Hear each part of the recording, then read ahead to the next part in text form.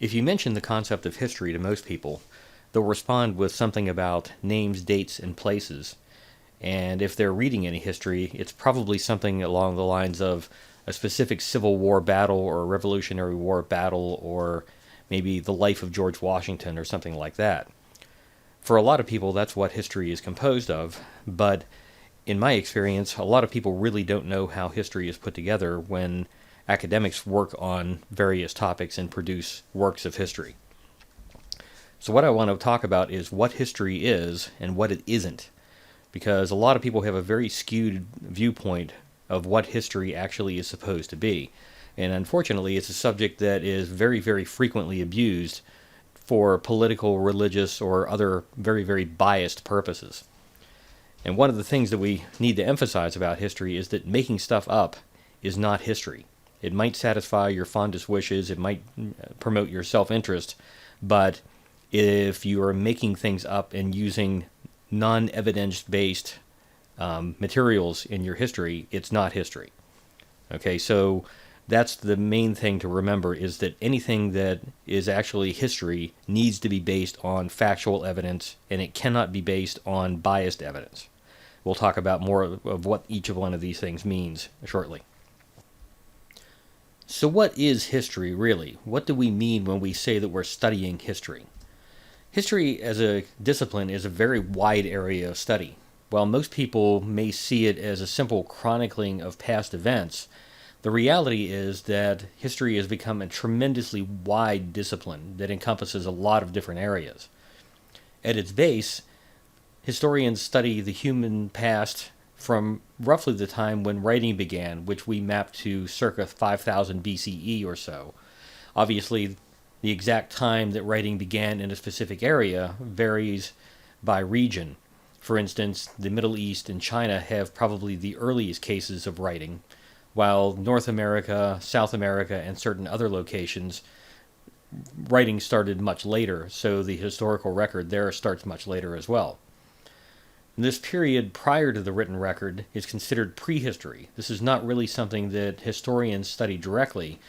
Instead, it's recorded mainly by archaeologists and others who deal with physical evidence rather than documentary material that historians deal with. That said, there's a lot of cross-pollination between historians and archaeologists and other disciplines these days, because the amount of evidence that's available to each discipline can often be integrated into a more accurate record of the past. When you're writing history, you are effectively creating what I would call evidence-based stories.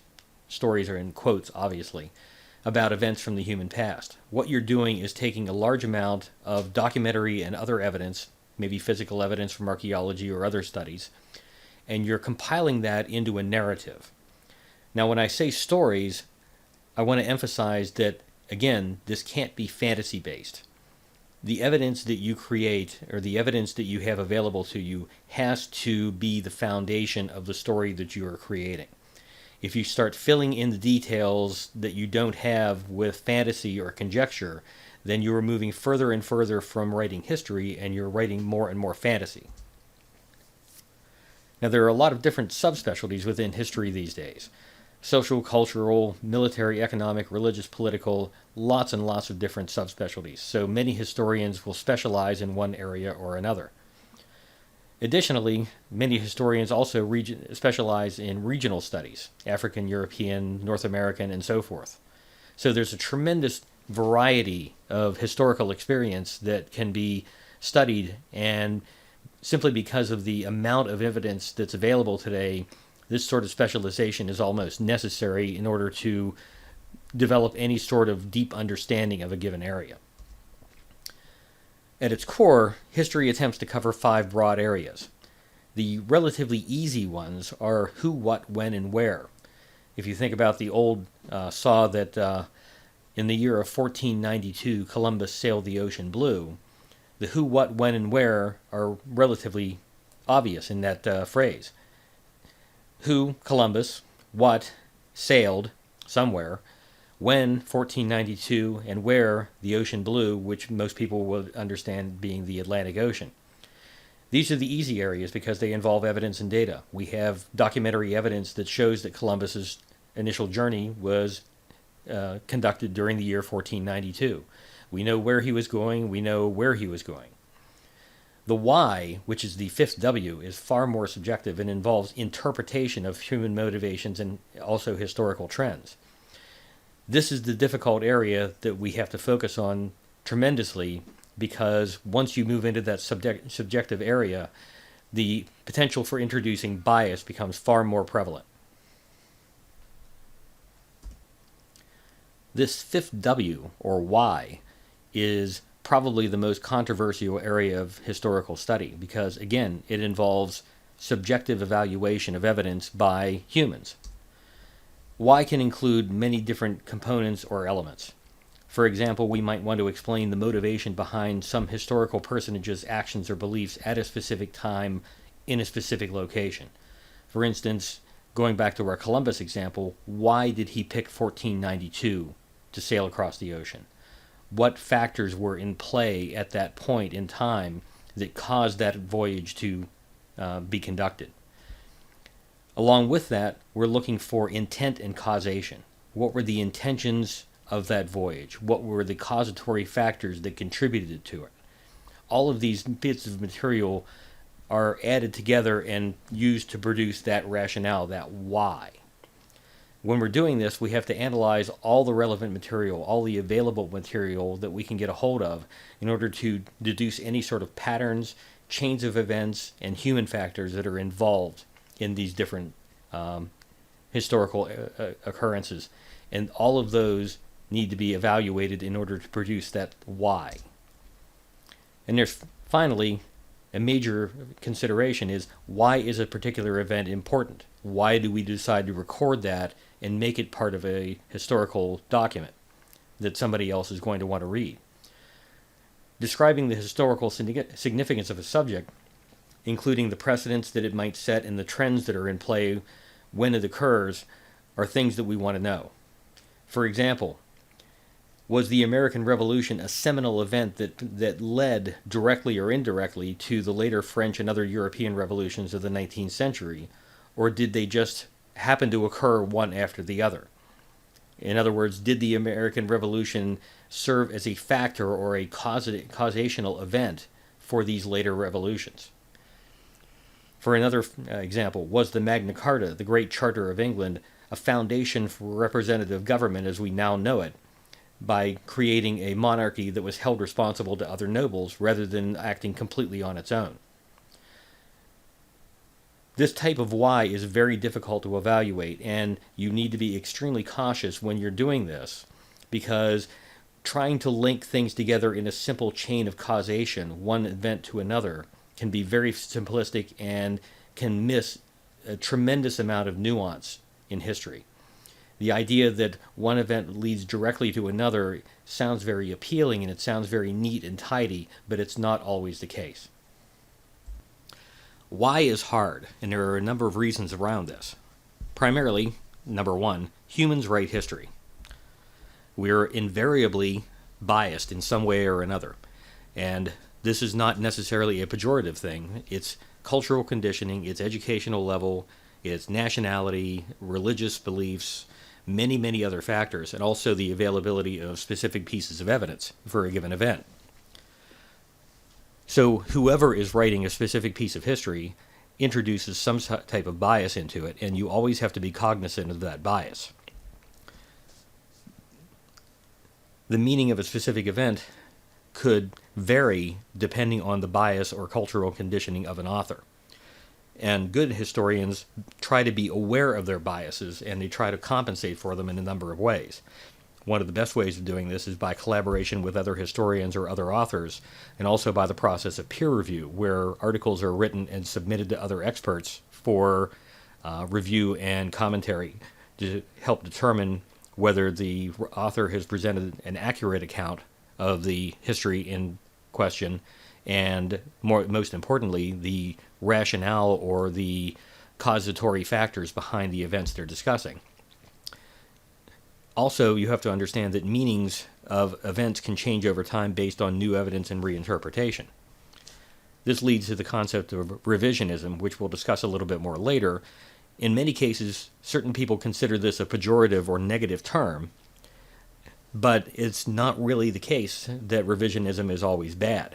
Revisionism is simply changing views based on the availability of new evidence or reinterpretation of old evidence. So for someone to simply say that all revisionism is bad is incorrect. We'll talk a little bit more about this later on. Now, the historical record is basically the sum total of all available evidence describing events that have occurred in the past. These include things like logs, diaries, newspapers, all these different document types that are listed here, as well as other materials. These are all the sum total of all the events that we know from history.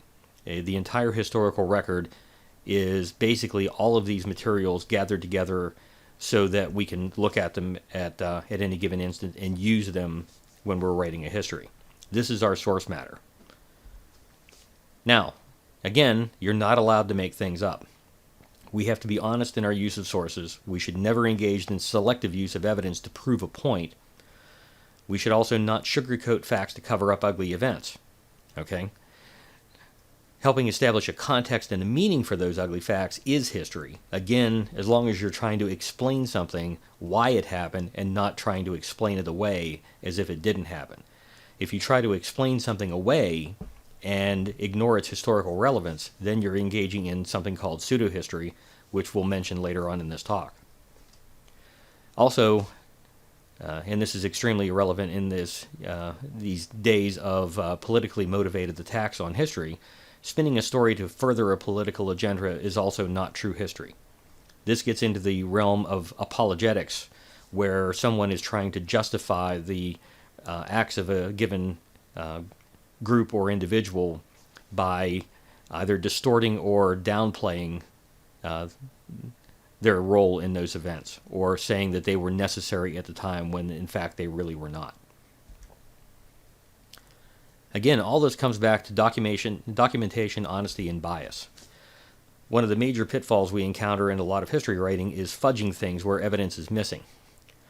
So, for example, if you're trying to write a narrative about the French Revolution, but there's a certain gap in the information, and you're trying to figure out what to do about that, you want to be very careful about giving undue weight to dubious sources. If a source is suspect, if it's potentially politically motivated, or biased in a very negative way, or otherwise considered unreliable by yourself or other historians, then you want to try to avoid giving too much weight to that source. Try to find something else. You also want to avoid drawing conclusions without sufficient evidence. You don't want to try to fill in gaps by guessing, in other words. If you start doing things like this, and you start trying to fill in gaps and kind of assert that certain things did or did not happen, or try to draw a conclusion as to why something happened without having sufficient evidence, then you are coming very, very close to writing fiction rather than actual history. Selective omission of relevant facts, or any kind of intentional exclusion of the darker side of any kind of historical event, is not considered history. Then you get into the area of chauvinistic promotion. This is patently unacceptable as a legitimate historian. The inclusion of explanatory events, again, explaining why something happened that may be a very negative event, that's acceptable, but it should not serve as a rationalization or apologetic for those historical events. Again, then you're getting into creating pseudo-history, and that's not real history. Now, how did this actually get started? We have to go back pretty much to the ancient Greeks, to two fairly well-known figures, Herodotus and Thucydides, who started writing down events and actions and records of past events. But Herodotus, and to a smaller degree Thucydides, and this was a fairly common trend back then, was the Greeks often ascribed human events to influenced by the Greek gods. Whereas, Zeus caused a certain person to appear at a certain place at a certain time by manipulating events to make that person appear at that location. Or Hera came down and provided information to the protagonist in a story so that they would know what to do at the right time. That type of influence is what they were often using. Thucydides, however, started writing a lot more accurate history and started thinking about things more like in terms of human decisions as a force unto themselves. Under his model, and this is something that was adopted throughout the rest of historical writing, events occurred because humans reacted to the decisions of other humans or environmental pressures or other elements in the natural world. In other words, humans became the center of the history rather than trying to ascribe all of these historical events and forces to decisions by deities or other supernatural beings. Now, how did history actually get started? A lot of pre-modern histories use what's generally known today as the great man theory, which is the idea that great men, and notice that I do say men here, although in some cases women were involved, it all depends on which society you're discussing, guide human events so that really their lives and actions are the prime movers of history, and so that's what we should be studying. This is guided by this concept that kings, queens, and religious figures were those deserving of the moniker great for a number of reasons, religious reasons, socioeconomic reasons, and so forth. Under this model, the study of society or the population or other factors would be considered of lesser importance. The idea of, well, they're just peasants, what do they have to do with the great trends in history? When you moved into the medieval period, there was a lot more focus on religious history, and the idea of support for eschatological concepts like God guides all events, and history constitutes an unfolding of his plan. So a lot of history that was written at this point was basically in support of this concept. Now, if you're a modern historian, you immediately see what's wrong with this. So, with the idea that if you're trying to prove that God's plan is the end point of your history, then you've already decided the outcome of your work. Therefore, you're not actually looking at the evidence. You're just basically shoehorning different events into this eschatological concept and trying to prove that it's all about God. In other words, you're not doing scientific history. You're not doing evidence-based history. You're doing what is effectively a hagiography of a history. A hagiography being generally referred to as an overly flowery biography of a given individual to make him or her look specifically very divine and deserving of respect. Historians in Europe also spent a lot of time, and also in other areas, chronicling the lives and family trees of monarchs, primarily as a reason of proving their divine right to rule and the legitimacy of their lineage. So there was a lot of time spent making sure that it was possible to chronicle that the current king or queen was indeed related to somebody 5 generations earlier in a direct line of descent, which was a justification for their right to rule. If they were related to the king 5 generations earlier, then clearly they were deserving of rule and respect in the modern age. From there, things started to develop into the 17th and 18th centuries, with more emphasis on cultural and social forces, less on that great man model. History started becoming a lot wider discipline. Instead of being just a chronicle of past events, it was more of a social science, far broader scope of study. So you started getting things like history of the American people or history of the English people, history of Asian culture, things like that, and rather than just talking about monarchs, governments, and wars. You also started to try to answer questions like how did the society evolve over time into its present form, and what might happen in the future. This is a little bit of prognostication, but it's trying to project historical trends into the future. One of the good examples of this is Marxian theory with 5 phases of development. I'm not going to talk about that in any detail, but it's something you might want to read up on because it's an interesting model for how history might develop. More recent history involves a far more integrated approach that includes all these things about economic forces, industrial, technological, scientific, all kinds of other factors that play into how history develops. How does the development of technology, for instance, influence history? How does it change things? How does it cause humans to explore further into their environment? How does it allow them to uncover materials from the past that they didn't otherwise know about? Influences of cultures on one another. If you look back 1,000 years ago, there was very little influence between distant cultures. For example, Europe and China simply because of the distance and the minimal amount of information exchange that went on between the two cultures. Today, there's daily, if not by the minute, information exchange between these cultures because of the internet and other factors. So how does this change how the history develops? Now, historians use sources generally of two types.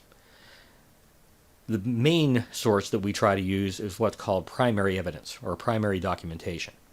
This includes original documents, letters, newspapers, other documents created contemporaneously or nearly so with the events they're recording. Now, more recently, because of technological advances, these have also begun to include oral accounts that are recorded on paper, audio tape, or videotape, digital means today. And again, note that when we're talking about this, we are talking about materials that were created around the time that the events were actually occurring. That's why we call them primary sources. The other side of the coin is the secondary source. These include anything that was written long after the event by people, whether historians or others, who were not directly involved in the events being reported. Even things like modern history texts and other major works are considered secondary sources because they were not written at the time of the events. Okay? Primary sources are used to create secondary sources. That's basically the way this works. We mine all of this documentary material from the era in which certain events occurred and use that to create our narratives and thus secondary sources.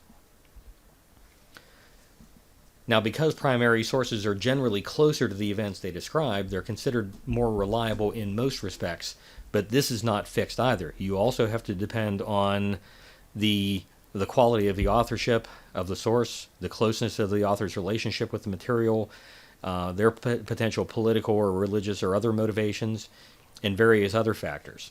So just because something was written at the same time as the events it records, the events it purports to record, does not necessarily mean it's more accurate. However, it gives you a closer view of the attitude of the people who were writing these sources. So reviewing primary sources is generally a really good idea, although you do, again, have to be careful in terms of their authenticity. And let's get back to historical revisionism again a little bit. The actual definition of this is reinterpretation of past events based on new evidence or thinking. Now, there's absolutely nothing wrong with revisionism. One of the things that you find about writing history is that the distance in time from an event can have an effect on its presentation as part of a culture. Perspectives change significantly as events fade into the past and as cultural values and ideologies change. For instance, if you were writing about the Second World War during the Second World War, your perspective on the event would be colored by what society you were writing from. If you were an American, you would have one interpretation. If you were Japanese, you would have another. If you were German, you would have a third interpretation. All these different interpretations can change as the event fades into the past and it starts to be interpreted more objectively rather than subjectively as the event is occurring. This is extremely important because many histories or other works written during conflicts can be extraordinarily biased, understandably. And only after the fact can you actually start to see those biases and start to weed through them to try to find out what the actual events meant and who was actually performing what acts. If you also look at things like the narrative of Columbus discovered America, this ignored the fact that the continent was already populated by indigenous peoples. Later scholarship added these tribes' perspective and contribution to the narratives, and also note that Columbus did not actually discover America. Revisionism is often, unfortunately, used as a derogatory term, especially when the revisions have an impact on a political narrative. This is seen as a form of negationism or pseudo-history by some people. For instance, if a new American history comes out that talks about the negative impact of George Washington or Thomas Jefferson owning slaves, people who have a worship for those founding fathers may object to that new history and call it revisionism as a very derogatory thing. But it's not. It's revisionism is legitimate because Washington and Jefferson actually did own slaves, and they had an impact on events of that era. So this is not negative revisionism. This is positive revisionism because it's presenting a more accurate viewpoint of what happened at that point. Some additional consideration regarding sources. This is especially relevant if you're reading any kind of secondary material such as a textbook or an account of a specific battle or war or series of events from history. Whenever you're looking at secondary materials, you should also always check the sources cited by the author. The bibliography should be in the back of the book or maybe at the end of the internet resource that you're reading, and that bibliography should include all sources used by the author. You want to check to verify whether these are including primary sources, such as those we've described above, or, in some cases, if they're only secondary sources. If the bibliography contains mainly or only secondary sources, you need to be very suspicious of the accuracy and the authenticity of the work, for several reasons. The primary reason is that if someone is writing using only secondary sources, then they are using material that has already been filtered and evaluated by someone else. So they're not going back to the primary material and getting the real story from the people who were involved. They're relying on someone else's interpretation of that material to write their secondary source. This makes the work less authentic and also indicates that they have not done as much work in writing the book as they might have. Now, for works purporting to be historical but lack of bibliography, you really want to be very suspicious of these because any legitimate historian is going to include bibliographic material with their publications.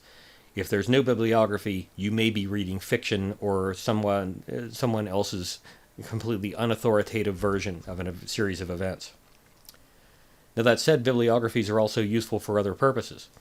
It does help you look at the author's use of sources and whether those are selectively being edited or culled to prove a case while ignoring any kind of inconvenient facts. And a bibliography is also a great source for further reading material.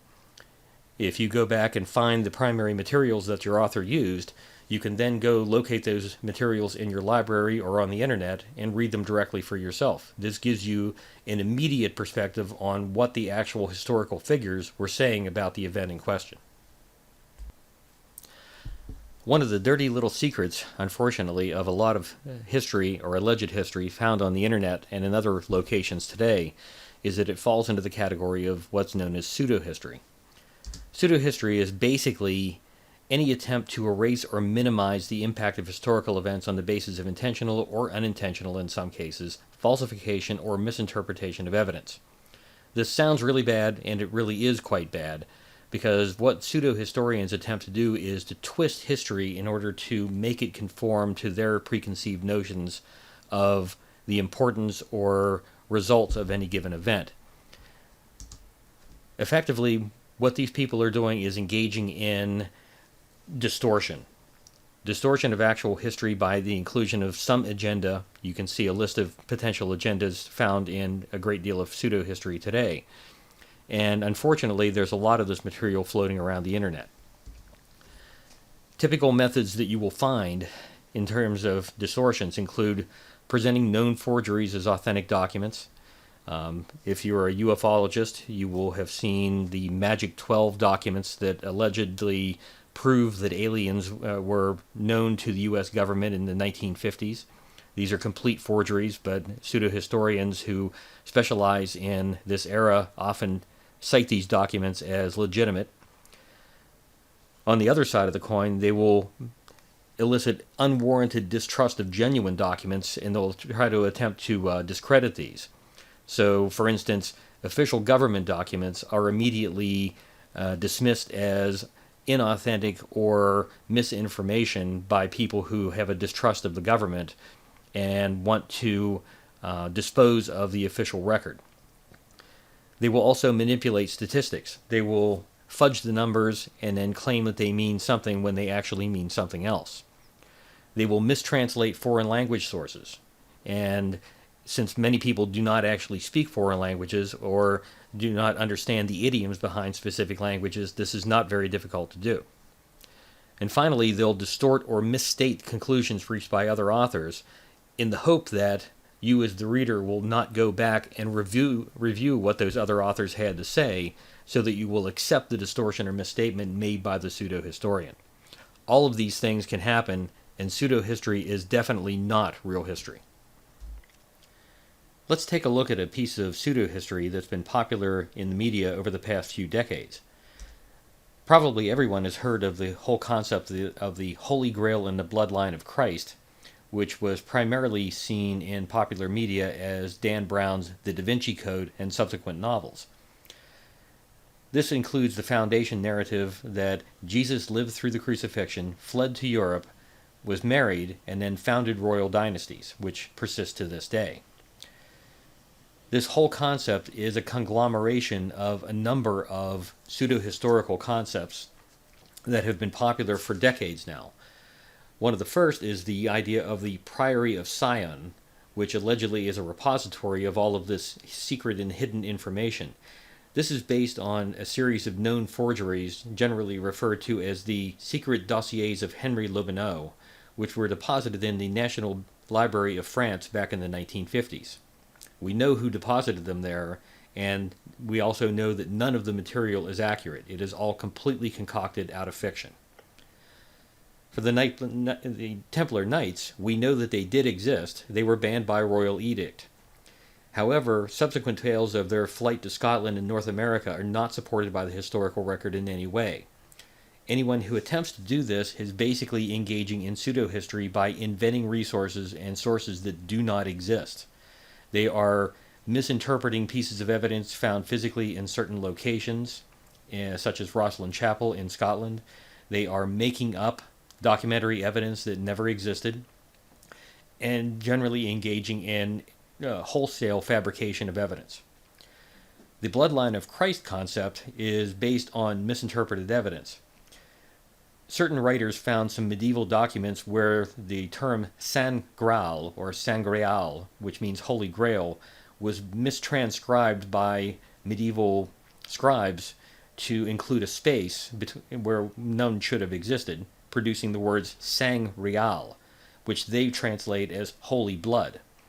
However, this does not work out in actual French. The actual French for royal blood is Le Sang Royal, as noted here, royal being an actual French term. They would not have used the word real to refer to royalty. All of these materials were combined to produce the Da Vinci Code and its subsequent novels, all of which postulate a conspiracy of vast and epic proportion involving all of these elements of this narrative. All of this is pseudo-history, none of it is based on legitimate evidence, and none of it is valid. Myth is an element that's often confused with history by some people, but in reality, myth and history are completely separate entities unto themselves. Myth is also not the same as legend, which we'll discuss here in a few minutes. If you look at a dictionary definition, myth involves traditional or legendary stories and usually involves some sort of deity or demigod, or it explains some specific practice, rite, or phenomenon. Whether this involves a cultural or a natural phenomenon varies by the culture in which the myth exists. Some myths may have a very, very tenuous basis in historical reality and are only true in the sense that they are widely believed by a large number of people. However, if there is a kernel of historical fact within a myth, it's been seriously transformed or mythologized into some sort of morality tale or identity story. Now, myth does not necessarily have to include a supernatural being. A more modern myth is the myth of manifest destiny as a myth of American history. A more ancient myth is the Romulus and Remus story of the founding of Rome, which involves the twins Romulus and Remus, who were, mythologically at least, suckled by a wild she-wolf and later went on to found the city of Rome.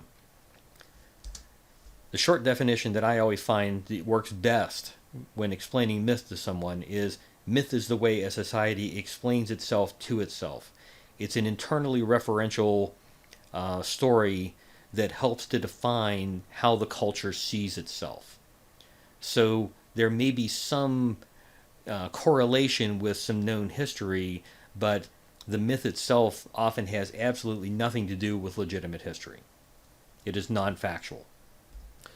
Legends are a little bit different. They're stories from the past that are believed by many people but cannot be proved to be true. Now, classic examples, the Lost Dutchman mine. This has been purported to exist for many, many years. It has never been found. No primary sources have ever been discovered that confirm its existence. All of the documentary evidence that's out there is entirely invented. People for years would sell so-called maps to the Lost Dutchman mine to unwary tourists and travelers in the West who were looking for it.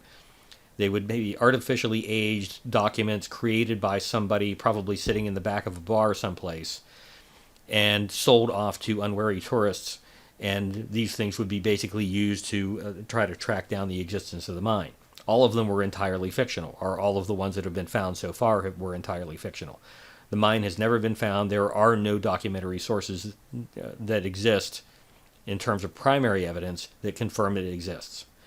One of my classic tales that I've been studying for many years is the Oak Island Money Pit in Nova Scotia that alleges the existence of a huge hoard of treasure buried beneath an island. Again, this was entirely a legend that was started back in the mid-1800s by people who were selling shares in treasure recovery companies. And it evolved over time to include a massive set of legends and tall tales, none of which have any actual basis in reality. Now, as a side note, the idea of urban legends, which you can find a lot of on Snopes.com and urbanlegendsabout.com, are a subform of legend that are more correctly defined as folklore, which is a little bit different as well. Legends generally involve real locations and potentially real people, but the facts of the act or event are unverifiable. So now, folklore and folktales, this is more of, again, think about the word folk, people lore, people tales. These are tales passed around by people, usually through oral communications, but sometimes they're written down, especially in the modern age. But they're traditional art, literature, and knowledge. Folk tales are generally localized. So if you're telling a folk tale in Wheeling, West Virginia, the locations that are cited in the folk tale will include nearby environs. They will include the Ohio River or Glendale or Moundsville or other generally recognizable locations, because that lends weight to the folk tale as it's being heard by a local resident. However, when the tale is retold in a different location, all of those locations will be changed. If you're telling the story about Boston, then the location might be changed to Southie or Winchester or Wakefield or something like that. Or if there's a river involved, it will no longer be the Ohio River; it will be the Essex River or something like that. So folk tales are generally regionalized in order to make it have more impact to the people who are hearing it. Folk tales may have some basis in history, but this is not always the case. And again, folk tales are not considered history. That said, on occasion, you can mine a folk tale to find a nugget of history that can then be expanded by the use of primary sources into an actual historical event, which may or may not be known, but the folk tale might include a corrupted or bastardized version of the history. So this can be very useful as a starting point for certain areas of studies. So when we come down to the nitty-gritty, what is history? History is an attempt to accurately, and we can't emphasize this more strongly enough, accurately record and analyze past events. Historians attempt to place these events in the proper context. And one of the huge errors that a lot of people make is they judge the actions of the past by the conventions of the present. For example, in the 21st century, we all deride the concept of slavery, especially slavery based on race. So if we look back at the 17th or 18th or even early 19th centuries when slavery was still rampant, we look at these people as being bad. We look at this as a total evil, which is absolutely correct from our viewpoint. But if you actually look at the attitude of the people during that period, they did not consider slavery to be evil. They considered it to be a natural course of action, often justified by religious means, and they considered that certain races were better or worse than other races. So when you're looking at events in the past, you need to understand them in terms of their context. You cannot judge the actions of an individual from the past by the conventions of the present. Always keep this in mind when you're writing history. We are also attempting to contextualize events into a broader narrative. What did it mean when Abraham Lincoln signed the Emancipation Proclamation? What were the sum total of the events and attitudes that led to the U.S. Civil War? Putting all of these things into a broader narrative and taking all the individually isolated events and making them into a broader narrative that can be understood by someone who just wants to read about an era without getting into deep study of individual documents. That's one of the things that we try to do as historians. We also do a lot of research into the presence and validity of new primary sources. The idea of source criticism, which is the evaluation of the authenticity and quality of a source, is something that historians do a lot of. Okay, because the use of these otherwise tainted or invalid sources will inevitably lead to inaccurate history. So if you're writing history and you're looking at a new source, or even if you're looking at a source that's been used before, you always want to verify that the source is valid. Have other people used it? Have other people criticized it? Is there a reason to suspect the author of this source was biased in some really negative way? Is there a reason to suspect that this person intentionally introduced errors or minimized evidence while writing their version of the history? All of these things need to be thought about when you're trying to write valid history. Okay, let's conclude by summarizing what history is not. If you were reading or writing a fictionalized representation of a history, doesn't matter how well it's been researched, doesn't matter how accurate the internal historical details are, if there are fictional aspects to it, it's not completely history. It may be a great way to introduce somebody to a specific era or a specific series of events, but it is still not a 100% historical piece. And if you're writing something like this, or if you're creating something like this for visual media on the web or whatever, you need to let people know that what they're viewing is a fictionalized version. You can provide sources, you can provide background materials, but you need to let them know that what they're viewing or what they're reading is not 100% historically accurate. Otherwise, you're doing a disservice to your viewers or readers. Any process of rationalizing or selectively culling evidence in order to prove a viewpoint, there's that idea of proving a viewpoint, is not history. Again, you are starting from an endpoint, you are starting from a conclusion, and then rationalizing around it by selectively using evidence. This is not valid history. If you were writing a tract, a polemic, possibly for political purposes, an argument, a brief, an overly adulatory biography, otherwise known as a hagiography, or some other type of fictional account, or if you were dealing with forged materials, these are not history either. History, good history, results from very, very careful attentiveness to even-handedness, detachment from the material, honesty, and objective writing.